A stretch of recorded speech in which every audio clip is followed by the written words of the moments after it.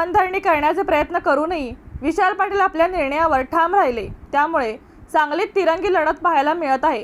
ठाकरे गटाने चंद्रहार पाटील यांना उमेदवारी दिली असून भाजपाकडून संजय काका पाटील रिंगणात आहेत, तर अपक्ष म्हणून विशाल पाटील निवडणूक लढवणार आहेत।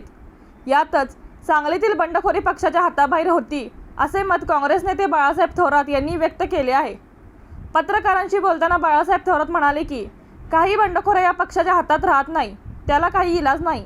आता ही निवडणूक जशा पद्धतीने आहे तशा पद्धतीने होणार। सांगलीतील बंडखोरी ही आमच्या हाताबाहेर असल्याचे बाळासाहेब थोरात यांनी स्पष्ट केले। भाजपचे नेते या निवडणुकीदरम्यान खालच्या पातळीवरती टीका करत आहेत। मंगळसूत्रापर्यंत टीका करणे पंतप्रधान पदाच्या उमेदवाराला शोभत नाही। त्यांच्या पायाखालची वाळू सरकली आहे, म्हणूनच भारतीय जनता पार्टीच्या नेत्यांचा तोल जात आहे, अशी टीका बाळासाहेब थोरात यांनी केली। दरम्यान ही लढाई जनतेची, अस्तित्वाची, स्वाभिमानाची आहे। माझ्या उमेदवारीला अनेक अडथळे आणण्याचा प्रयत्न कोणत्याही आमिषाला बळी न पडता अपक्ष म्हणून निवडणूक लढण्याचा निर्णय घेतला आहे।